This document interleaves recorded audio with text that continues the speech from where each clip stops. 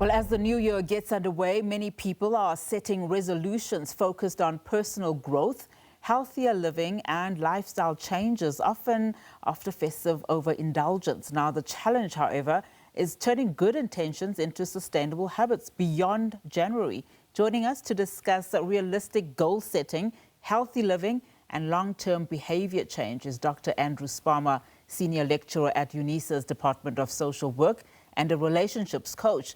Dr. Spaumer, a very good afternoon to you. Happy New Year, and thank you so much for your time.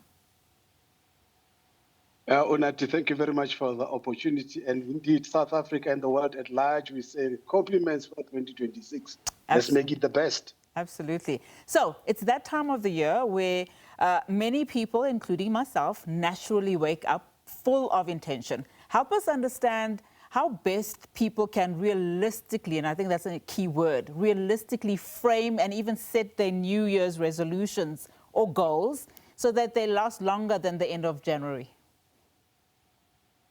Indeed, it's just those time of the year that you reflect and you look at 2025 and you said, yes, 2026, and you want to make the best out of it. But what is important, Unati, is that resolutions fail when they are driven by guilt, and they succeed when they are driven by purpose. What do I mean by that? We have spent a lot of money. We have eaten things that we never thought that we'll eat. We are feeling guilty. And now we want to pay because we want to compensate for the guilt that we are feeling. So, but when we are driven by purpose, when we make resolution, it gives us opportunity to sustain it beyond January and guilt feeling. So we're starting this year, many of us are feeling exhausted financially, Unati, emotionally, and also physically because of the indulgence that we were in. I mean, we ate, we drank, we partied, food was galore. So now January should not be a punishment, where we go on extreme diets, rigid routines, but we need to realign our lives with the purpose, with where we want to see ourselves. So change is a process. It's not a one-time thing, and it is important for our viewers to understand that as they start the year. Yeah, and I like that. Purposeful, driven goals. That's basically what you're saying. So I want to take that idea and take it forward. So if somebody, for instance, has a laundry list of, those goals that are purpose-driven and wants to tweak it, are you saying there is value then in taking those goals and perhaps setting fewer goals rather than having these long lists?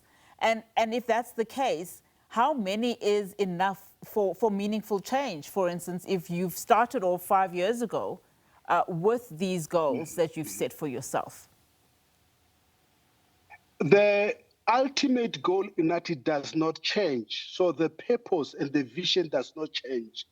But the methods of reaching those goals can be altered based on the circumstances.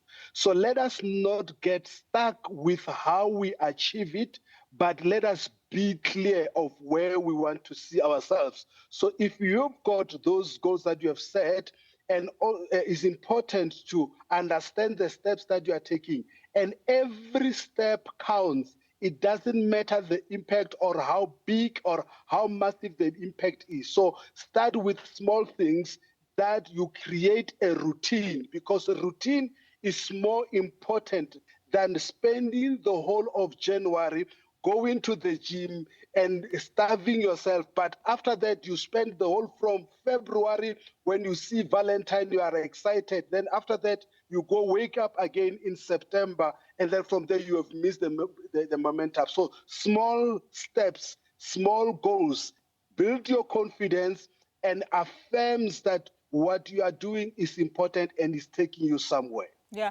I want to talk then about, healthy living and lifestyle changes. We often hear that consistency in as far as that is concerned is also key. So what does then healthy living realistically look like, especially for someone, a doc who's juggling work, juggling family? It's almost back to school time. financial pressures you mentioned earlier on. And I mean, the better part of December, we were talking about fatigue and burnout. Yes, yes. Look, it is important, as we say, that instead of, especially starting with our thinking, let us acknowledge that there is fatigue, there are debts, and there are family responsibilities, and there are health realities. So every one of us have got their own realities, and goals must always unite, match the current capacity. You cannot set goals that you don't have capacity to deliver on. And it must come from you. And then number two, let us change our thinking behavior, not our outcomes. So when we change our thinking behavior, I'll give you an example when you come into health. Instead of saying that I want to lose 10 kg, you can say that I will walk 20 minutes 3 times a week. So now if you can see that the pressure is less because your interest there is about walking. And if you maintain that walking 3 times a week, you are able to achieve that goal that you want to achieve, especially on your health. And then from there, you can say that I want to use small daily improvements, not compound, not going big, but small, consistent improvements over your life, where you take healthier meals, where you make sure that at least if I can drink 2 liters of water, you keep it consistent, and you make sure that at a particular time, I've got a habit that before I even brush my teeth, I make sure that I drink 2 liters of water.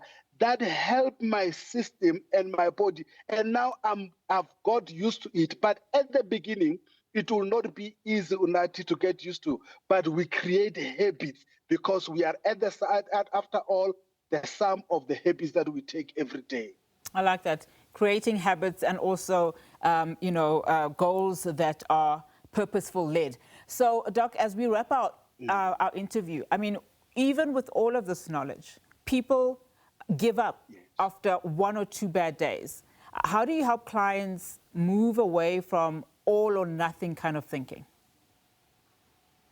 I was listening to someone this morning that once you decide to say that I'm not going to eat, all the temptation of wanting to eat, all the smells, everything will be coming to you. So whatever decision that you're going to make your life better, you must understand that there will be challenges. And that is why I said from the beginning, purpose should always be clear.